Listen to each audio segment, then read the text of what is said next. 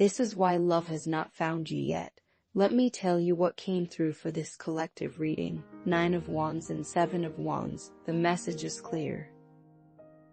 Okay, so when I pulled these two, I actually smiled because I knew exactly what was happening. And if you are here right now, it is because you needed to hear this. These are both Wands cards. Both of them are about defense, about being in battle mode. And that is the problem. You are not broken. You are not unlucky in love. You are just standing at the gate with your arms crossed like you are guarding a fortress, and love cannot get in if you are treating it like an enemy at the border. Let me break down what the 9 of Wands is actually showing me. This card is someone who has been through it, and I mean really through it. This person has battle scars. They have been hurt before and they remember every single wound. The figure in this card is standing there with a bandage on their head. They're tired, they're bruised, but they're still standing, still holding that staff like they're ready for the next attack. And listen, I get it, I really do. When you have been disappointed or betrayed or heartbroken, you do not just forget that. You carry it with you. It changes how you move through the world. But here is what is happening with this card in your love life right now. You're so focused on not getting hurt again that you're treating every new person like they are the one who hurt you before. You're walking into every situation already defended, already braced for impact. And I am not saying you are wrong for feeling that way. Your past is real, your pain is valid, but this card is showing me that you are stuck in a pattern where you cannot let your guard down even for a second. You meet someone and before you even know who they are, you are already looking for the red flags.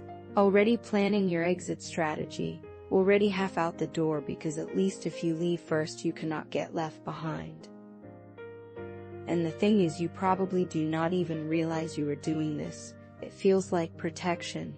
It feels like being smart, being careful, not making the same mistake twice. But what it actually is you keeping yourself in a constant state of readiness for war. And nobody can love you through armor that thick. They cannot reach you, they cannot see you, because you are not letting them get close enough to try. You have convinced yourself that being ready for the worst is the same thing as being strong, but strength is not the same as shutting down. This 9 of Wands energy is exhausting too. I can feel it just looking at the card, because it is not just about other people, it is about you. You're tired. You're so tired of being on alert all the time, of analyzing every text, of questioning every intention, of waiting for the other shoe to drop. You want to relax into something real, but you do not know how anymore. You have been in defense mode for so long that it feels like your natural state, and love is asking you to put the staff down, not forever, not recklessly, just long enough to see who is actually standing in front of you. Now let me talk about the 7 of Wands, because this one made me laugh a little when it came up next to the 9. If the 9 of Wands is you guarding yourself from past hurt, the 7 of Wands is you actively fighting off anything that tries to come close. This card is someone standing on higher ground, holding off a crowd of challengers. They are outnumbered, but they are not backing down. They're swinging that staff like their life depends on it. And again, I want to say I understand where this comes from. You have had to fight for yourself. You have had to stand your ground when nobody else would. But in the context of love, this card is showing me that you're fighting everything. You are fighting vulnerability. You're fighting intimacy. You're fighting the idea of letting someone in, because letting someone in means giving up control. It means not knowing what is going to happen next. And you do not like that. You would rather stay up here on your hill alone than risk coming down and getting hurt again. So you pick fights, not like screaming matches necessarily, but you create distance. You find reasons why it would not work. You test people to see if they will leave. And when they do, you tell yourself, see, I knew it, I knew they would not stay. But babe, that is a self-fulfilling prophecy. You're pushing people away and then using the fact that they left as proof that nobody is worth trusting. The 7 of Wands is you standing in your own way. You're so busy defending your position that you cannot see that nobody is actually attacking you. Love is not the enemy here, your fear is. and your fear has you convinced that the only way to stay safe is to stay alone, to keep everyone at a distance, to never let anyone get close enough to matter. And I know that sounds harsh, but I am saying it because I see this pattern so clearly in these cards. You're not unlucky, you're not cursed, you're not destined to be alone, you're just scared, and instead of admitting that you are scared, you are acting like you are fine. Like you are too busy or too picky or too independent to need anyone. But that is not the truth. The truth is you want love, you want connection, you want someone who sees you and stays. But you are terrified that if you let yourself on it, you will get hurt again. So you stay in fight mode, you stay defended, and love cannot land there. When I look at these two cards together, the message is so clear it is almost funny. You're wondering why love has not found you yet, and the cards are literally showing me a person standing behind a wall holding a weapon. Like, babe, how is love supposed to get to you? You have made yourself unreachable. And I am not saying you did this on purpose. I am not saying you are doing anything wrong. But I am saying that if you want a different result, you have to try a different approach. You cannot keep showing up to love like it is a battlefield and then wonder why nobody sticks around. The right person is not going to fight their way past your defenses. They are not going to prove themselves to you over and over again while you keep testing them. The right person is going to show up ready to meet you. But you have to show up too, and showing up means being willing to be seen. Being willing to risk something. Being willing to say, okay, I have been hurt before and I am scared, but I am going to try anyway. Because the alternative is staying exactly where you are, safe, alone, exhausted. So what do you actually do with this information? First thing is you have got to acknowledge what you are doing. And I mean really look at it. Think about the last time someone tried to get close to you.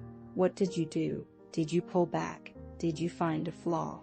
Did you convince yourself it was not worth it? Start noticing when you go into defense mode, when you put the walls up, when you start fighting something that is not actually a threat, because awareness is the first step. You cannot change a pattern you do not see. Second thing is you need to separate the past from the present. The person in front of you is not the person who hurt you. I know your brain wants to protect you by assuming the worst, but that is not fair to you and it is not fair to them. Every new person deserves a blank slate. That does not mean you ignore red flags. That does not mean you do not have boundaries. But it does mean you stop projecting your old wounds onto new situations.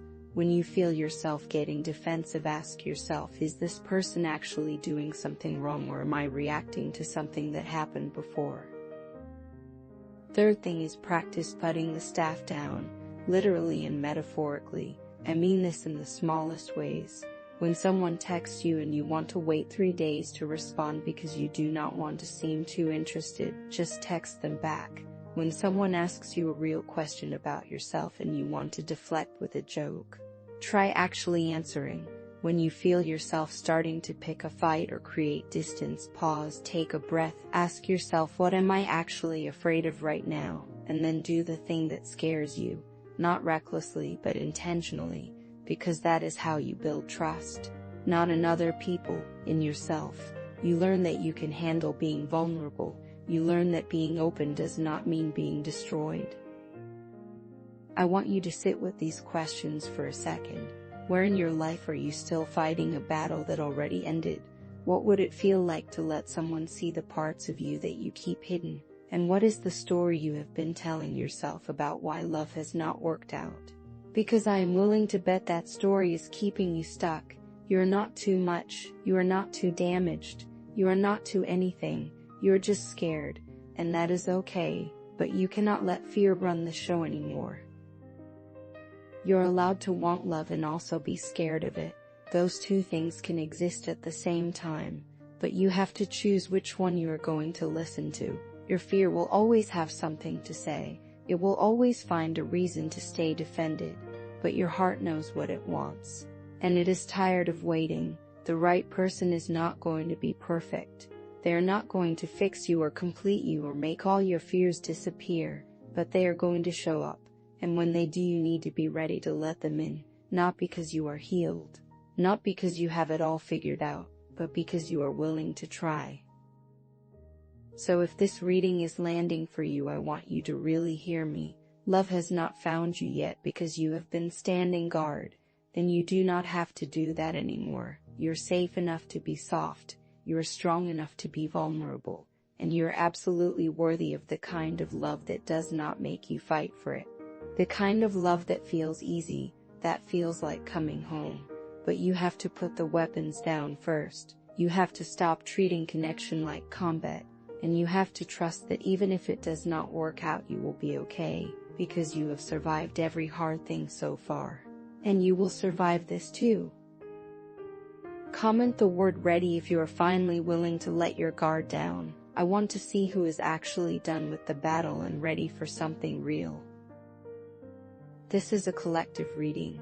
If this resonated, subscribe for more collective readings. This spread landed for someone who needed confirmation. Here it is. Take what connects and let the rest go. I will never contact you privately asking for money or anything else.